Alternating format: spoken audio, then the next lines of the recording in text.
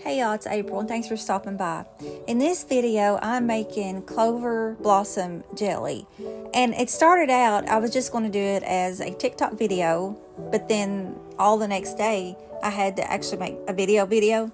So I thought, well, why not just go ahead and put that over here on YouTube too, and I can explain things a whole lot better than I can over on TikTok, as y'all probably guess. So what you start off doing, and this is my TikTok video, by the way, and then we'll get into the real video. But all you do, you go out and you pick Clover Blossom flowers, you know, just the little flowers that pop up. They're everywhere right now. Just go out, and I had my girls help me, and we went out and we picked the little blossoms, and then I brought them in and I put them in my sink. Now, some people just rinse them off.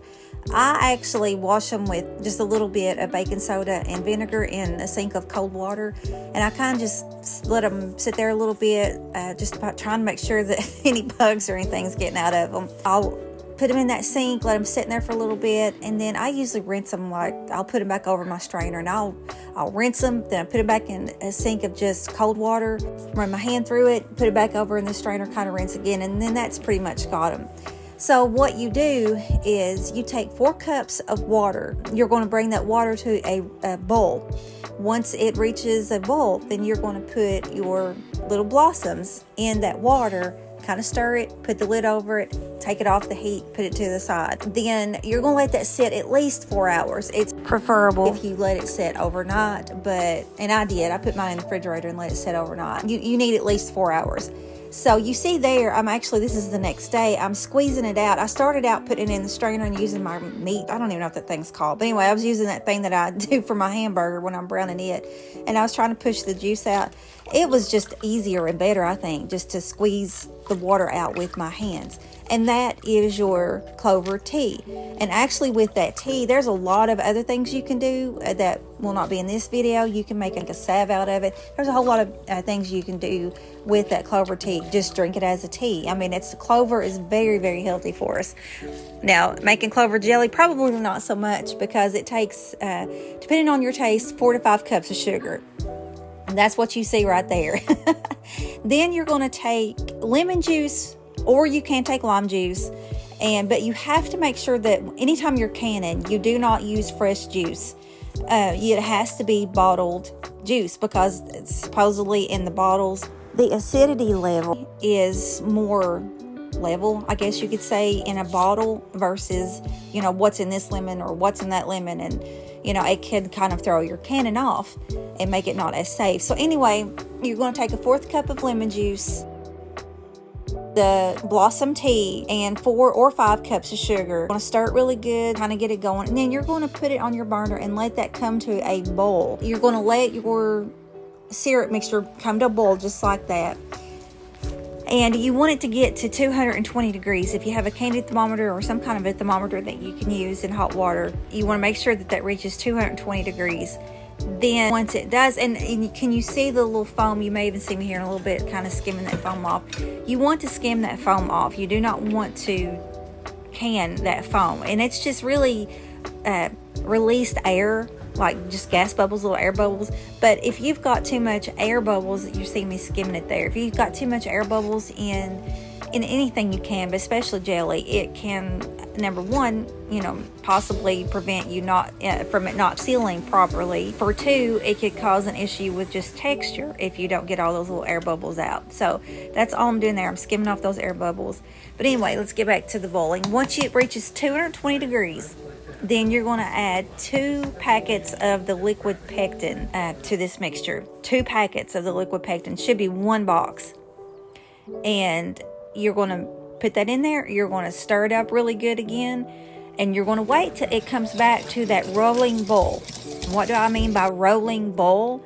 That is when whatever you're boiling is boiling so fast that even if you take a spoon or your whisk or whatever and try to whisk it down, it's not going to stop boiling. It's going to continue to boil. It may not boil over, but it's at least going to continue to boil. In the beginning stages, if you notice, when anything comes to boil and you try to stir it down, it quits boiling for a second. A rolling boil is when it will not do that. Now that you know what a rolling boil is, let's carry on. Then after it boils for those 2 more minutes and you've got your pectin in there, you're going to see probably a little bit more foam. go ahead and skim that off again. You should have everything set up before you put everything onto boil. That means have your water bath canner, have your water in it, and I always turn mine on. And if I think that it's getting ready to boil and I'm not ready for it, then I'll just turn my burner down to about a medium. But you want your water in your water bath canner at least hot. You want to make sure that your jars are sanitized, and you have a couple options here. You can either hand wash them in a sink with warm soapy water and then put them in your oven at 225 degrees and let them, and they need to be in there at least 20 minutes, or you can run it through a dishwasher cycle and let them clean them and sanitize them that way. And what I've done here, those jars had been sanitized previously, but they had set, so I just re-washed them and put them in my oven on the 225 and left them in there until I was ready to fill them. Plus it gets them warm for canning so they don't crack on you. And then you want to have, I've got everything else in another little pot, like my ladle, my lids, my rings, my little pokey tool, my magnet to get out my lids. I've got all of that in a little pot in warm but not boiling water. I do know, before anybody leaves me a comment, yes, I do know that with these new flats, you don't have to put them in the warm water, but I like that added assurance. Now that our jelly is boiled to the 220 and we've put our pectin in and let it boil for 2 more minutes, it's time to ladle the jelly into your jars. And I just kind of take everything over to the other side of my counter. I just make sure my countertop's protected. You want to leave a 1/4 inch headspace. It's best if you have vinegar or vinegar water, have it sitting in a little bowl beside you and a paper towel. In each jar, you want to make sure that you wipe that lid off, the top of that lid off, because sometimes there might be a little something on there you do not see, and then just that little something can cause your lid not to seal when everything is said and done. Then you'll put your ring on it. As far as the ring goes, when you're tightening, you're just tightening fingertip tight. That just means you're putting it on there till it feels snug, but you're not like taking your whole hand and just going, and trying to tighten it as tight as you can get it. But you want it just fingertip tight. I'm trying to think of everything. I feel like I'm forgetting something. Oh, and then you'll also see, even with jelly, and I forgot to do this, honestly, I couldn't find my little pokey tool. But you want to take something, either pokey tool or some kind of tool that's sterile, stick it down in your jelly jar and swirl it around. Try to release those bubbles the most you can, for the same reason I told you earlier about not wanting bubbles in your jelly. And now that you clean your tops of your lids, put your lids on, put your rings on, once you got all of that done, then you're going to take them to your canner. And the little insert thing should be sitting on top of your canner. If you've got a water bath canner, you know what I'm talking about.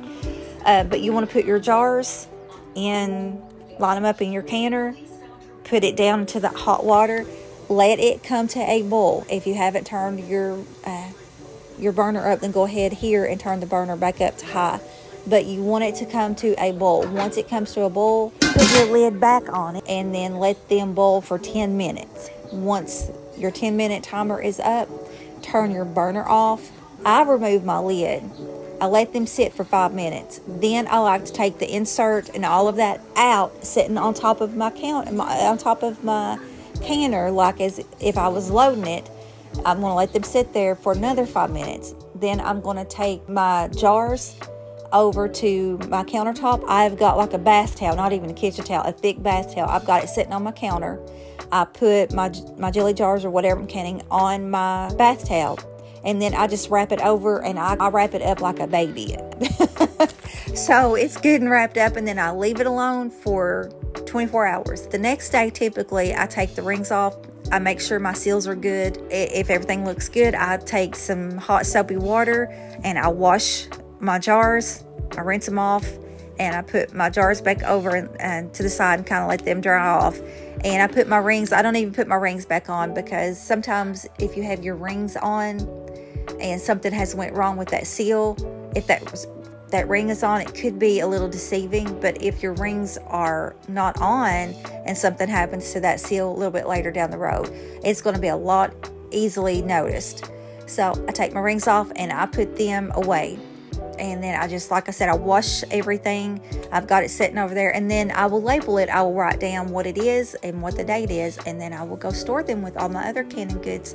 So hopefully I will do some more canning videos is my plan for this year. That was it for this video. If you like it, give me a thumbs up. That lets me know, hey, I think maybe somebody does like a canning video.